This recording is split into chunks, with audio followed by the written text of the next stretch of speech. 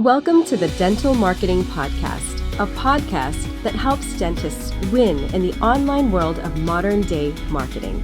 Each week, we cover the most cutting-edge marketing tactics and strategies that are working right now across our client base to drive leads, phone calls, and more new patients for dentists. Now, here's your host and founder of Kickstart Dental Marketing, Chris Pistorius. Hi, everybody. Welcome to the No BS Dental Marketing Podcast. My name's Chris Pistorius, and on this show, we talk about straight to the point, no BS tactics, tricks, and strategies that my company, Kickstart Dental Marketing, has been using successfully over the last 13 years in dental marketing. There's no fluff here. There's no junk information. Nobody's trying to sell you anything. It's just great information that you can truly start using today to help increase your bottom line. So if you're a dental practice owner, a manager, a front desk professional, really whatever, be sure to click on the subscribe button below or to the side or to the above, wherever it is, so that you can keep up with all of our tips, tactics, and strategies. Now, today I want to talk about some no-nonsense tips and things that you really need to realize and things you need to hear to help successfully market your practice. These are going to be things that might offend you a little bit, but they're things you need to hear, and it's stuff that I'm going to tell you that others may not be prepared to tell you. So let's get to it. You know, today and really over the past few years, the typical small business in America, including dental practices, is typically started by someone who knows how to do something pretty well, right? So when you come out of dental school, for instance, hopefully you know how to do dentistry pretty well, right? And this is the same whether you're a welder or an attorney or an auto mechanic, whatever it may be. You've learned to do something very well, and you kind of get this idea of, you know what? I don't want to do this for somebody else anymore. I want to create my own business, maybe live the American dream, right?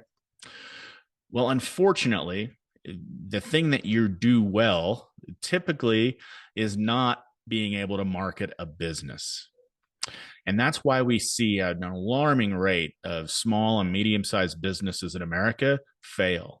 It's because people are good at doing something, but hardly ever is that marketing a business. And this holds very true for dental professionals as well. You learn a ton about dentistry in dental school, right? But they don't spend a whole lot of time in how to run a business, how to hire people, how to market, how to do accounting, right? How to negotiate leases, things like that. And so that's really at the root of why I want to talk about this stuff so that you can understand it. And if this is something that you want to do on your own, you're going to have some real life opportunity to do that and some advice from somebody that's been doing this for a long time. So one of the first things I want you to realize, and this may rub some people the wrong way in the dental profession, I can deal with that, is you're a marketing business. You are. Really, every business in America is a marketing business, right? And the sooner you can realize that and kind of get past yourself a little bit, if you don't realize that, will be the quicker that you can have more success with your practice. So, I mean, if you think about it this way, do you really even have a business if you're not reaching out and motivating a patient to want to call you or come to see you? You wouldn't even have a business if you didn't have patients, right? So you're doing marketing, but you need to be doing marketing. And a lot of dentists that I know and that we work with are there to truly help people. It's not about the money to them, right? And it's not about the business success. It's that they want to help people have better oral health, right? And I truly respect that. But unfortunately, if you don't market yourself, you're not going to be able to help those people either because they're never going to know about you, okay? Now, the failure to grasp this concept is a big reason why some practices fail. Is that they just kind of think of the, if I build it, they will come strategy. And that's not really a good strategy. Trust me. So kind of to sum up this point is that you don't really sell dental services and you need to get out of that thinking, right? Of root canals and crowns and same day crowns and dental implants. You don't sell those services. And your marketing strategy needs to realize that as well. What you're actually selling are solutions to problems. Okay. A couple of examples of that could be pain relief, right? Toothache. They want to get out of pain, right? peace of mind, right? I mean, a lot of you will offer oral cancer screenings, right? Somebody feels a bump or a lump or sees a spot, you can sell them that peace of mind of knowing that it's probably nothing, right? So the sooner that you can realize that you're not selling root canals and crowns and implants and things like that, the better, because that's really what's going to help develop your marketing strategy. I mean, really, if we think about it, marketing is really getting people who have a specific need or a problem to know, like, and trust you. Makes sense, right? I mean, that's dumbing it down pretty good, but truly that's kind of the root of all of this. That's why when we talk to our clients about things like reactivation campaigns, you can't just put those on an autopilot and say, oh, we've taken care of that for me, or every once in a while we pick up the phone and call. That's not good enough, because you've already got people in your database that know you, like you, and trust you. These are the ones that you've probably spent marketing dollars on in the past to get as a patient, right? These are the people that are most likely to come back to you, and much cheaper than it would be to go get a new patient, right? I talk a lot about this in last week's episode, so be sure to check that out. But again, marketing is getting people who have a specific need or problem to know you, like you, and trust you. So sometimes another thing that I find that I think that dentists really need to hear, and I'm seeing more of this as competition rises in the dental industry, more people coming out of school and straight to owning their own practice, and certainly with the competition of corporate dentistry now invading even small markets throughout the U.S.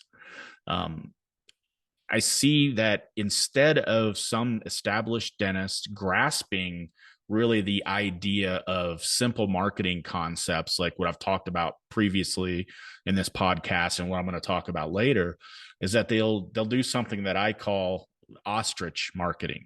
Okay. And what happens with ostrich marketing is that they really become overwhelmed with marketing. They've never needed marketing in the past. Now it's more competitive. Now they do need marketing, but they have no idea where to go with it, right? They don't, maybe hesitant to spend money hiring an agency. Maybe they don't want to hire somebody internally to help them with it. So what happens is that instead of trying to figure that kind of stuff out and grasping some of these marketing concepts, they do nothing, right? And they actually will just kind of stick their heads in the sand, if you will, and hope. And so that's why I call it ostrich marketing. This is not a good strategy. If this is you and this is describing you, it's time to get your head out of the sand and jump on board now. It's going to be an awesome ride for you, because even though that we see a potential economy going a little bit sideways, now is the time to jump on board of that marketing train, because having a clear and consistent message to your target market is what will get you through bad times. Not cutting back, but actually accelerating through that. Okay. So in kind of to that point, the ability of the building, just talking about, in building terms, the ability of a building to stand strong in good times and bad is dependent on the strength of the foundation. That's a quote from somebody. I don't know who it is, but that's not mine. But the ability to the building to stand strong in good times and bad is dependent on the strength of the foundation. This holds true with marketing. Your marketing is only going to be as good as the foundation you put it on. Okay. So let me talk a little bit about that. For instance, a tough thing for some practice owners and managers to grasp is that it doesn't really matter what you think in terms of marketing. Okay. It doesn't matter what you like or what you dislike. It's all about what your target market likes or dislikes. That's what it's all about. And so when you go to, like, for instance, we get this a lot with websites. Our clients, want to make suggestions on, hey, should this be here or should that be there? No, stop. This is what we do. We're experts in this, just like you're experts in crowns and implants and everything else. Let us do our work here, right? So it's not about you or what you personally feel. It's about what that target market feels. Okay.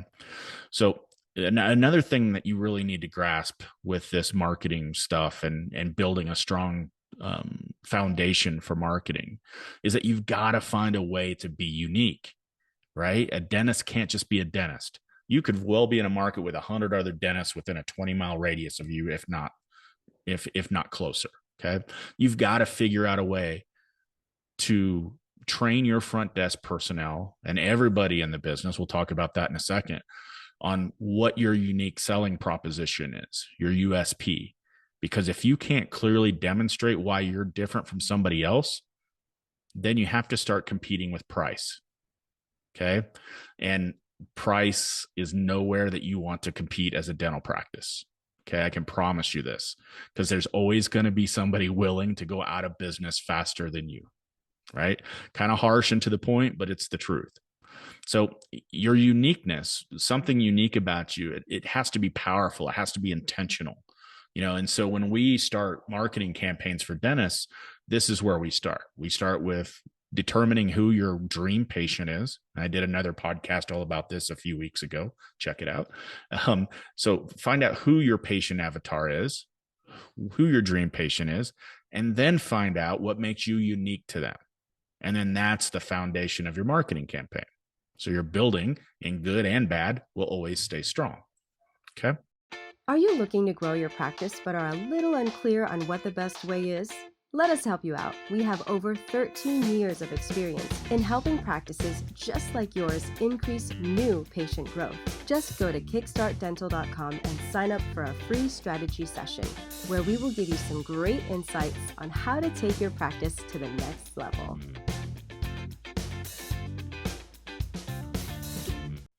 So the other thing that a lot of people get wrong with marketing, in my opinion, and what I've seen, is that they try to sell stuff. I'm so tired of being on Facebook and seeing a $99 exam or free teeth whitening. And I got to be honest, we do it as well at our agency if it works. But we're seeing the effectiveness of that kind of stuff, especially on Facebook, not working. And kind of a sidetrack, but Facebook is more like people on Facebook aren't necessarily looking for a dentist, right? They're on there looking at their stories and their friends' stories, and all of a sudden they're interrupted by an ad from a dentist or an auto mechanic or whoever it may be, right? So if you offer a $99 special to somebody that's not even looking for a dentist, sure, there's a small percentage of people who are probably going to click that and say, okay, but a vast majority of them, that's not what they're looking for, and they're annoyed by it. And you're probably doing a little bit more harm than good, right? So instead of like the $99 here, $29 here, and all of your advertising and marketing is all about you, and it's all about, you need to come in right now, and like almost kind of like a used car sales fashion or timeshare sales fashion, right? Get away from that. If anybody's telling you to do that kind of stuff, it's just not effective in most cases. You really need to educate. Don't sell, but educate. That's the way to go about marketing yourself. And that's what we have the most success with. And so what I really mean about that is get involved in, we try to get our clients involved in podcasting. So we create a podcast in a box for our clients and we send it to them. It includes a good microphone, a good camera, but it's also got topics that you can talk about, tips that you can do, but it kind of gets them ready to start doing a podcast. And so once a month, that's all you need to do is take 20 or 30 minutes and do a podcast on something that you're an expert in. Implants, mouth guards, pediatric dentistry. I mean, there's hundreds of topics that we send out to our clients, right? And just do that podcast and then push it out there, put it on your website, put it on your social media, put it out into Spotify, into Apple Podcasts. Okay. And it's not a matter of, how many people download it. It's really a credibility and authority play, right? Because people will see this and they'll see it on your website that, wow, this person's doing a podcast about dental implants. They must really know what they're talking about. So you build authority, you build credibility with these people. It really tremendously helps. And you're not selling them. You're being an expert about a certain topic, and it's a service that you provide. So you're educating people on a service they're probably interested in and they want to know more.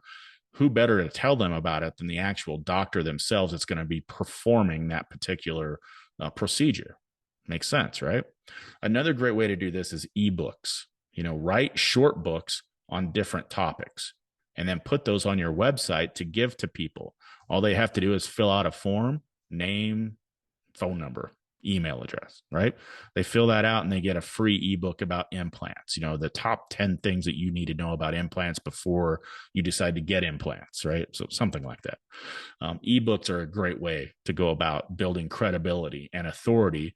And then also by having somebody fill out a form to get those, you're getting leads. You're getting a database full of people that were interested in dental implants.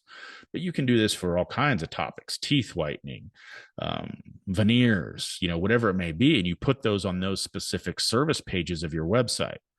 And so then you can target specific services and get leads for specific things that you can retarget later in your marketing campaign. So I guess probably one of the last things I want to leave you with here is another misconception, I think, with marketing is that it's a private or personal thing between the owner of the practice and their agency or marketing person, whoever it may be. And that is farthest from the truth. If that's what you're thinking now, open up your mind a little bit for just a second, okay? I want you to get your entire team involved in marketing. Everybody. Because think about it. Everybody in the practice that comes into contact with your patients or potential patients is really performing a marketing function. Wouldn't you agree? Right? There's some sort of marketing going on with every interaction that somebody from your practice has. Okay.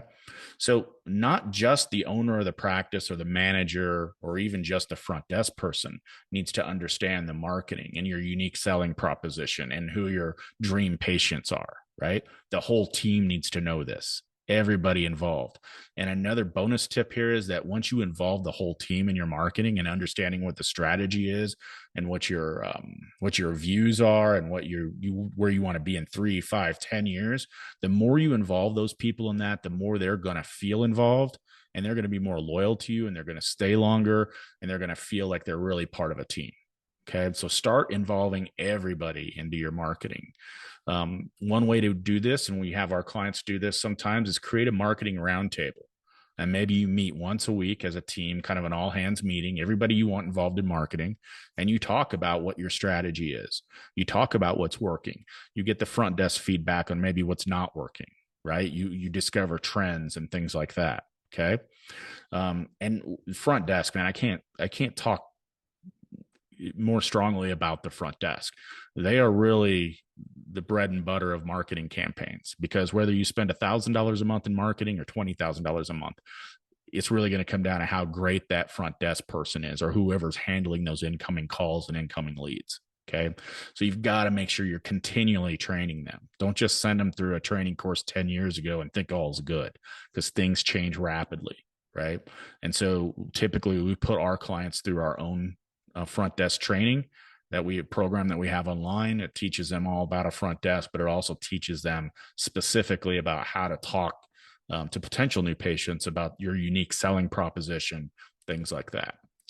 So I'm going to wrap it up for this one. I've got a lot more that we can go through, and I'll definitely continue to share in future podcasts. But I think the bottom line here is that, open up your mind to marketing, because it's not what it was 10 years ago. It's not what it was 20 years ago.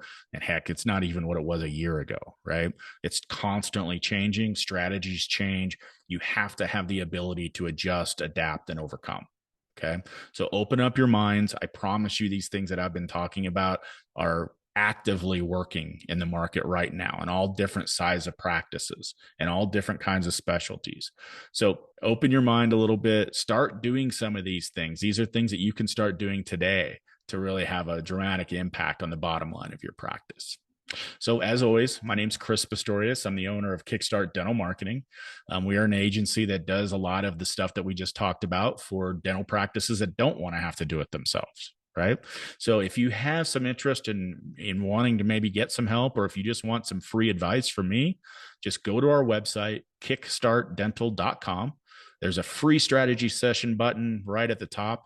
Just click that, fill out a little bit of basic information. I do all of those strategy sessions myself, and I'd be more than happy to give you a lot of great advice specifically about your practice.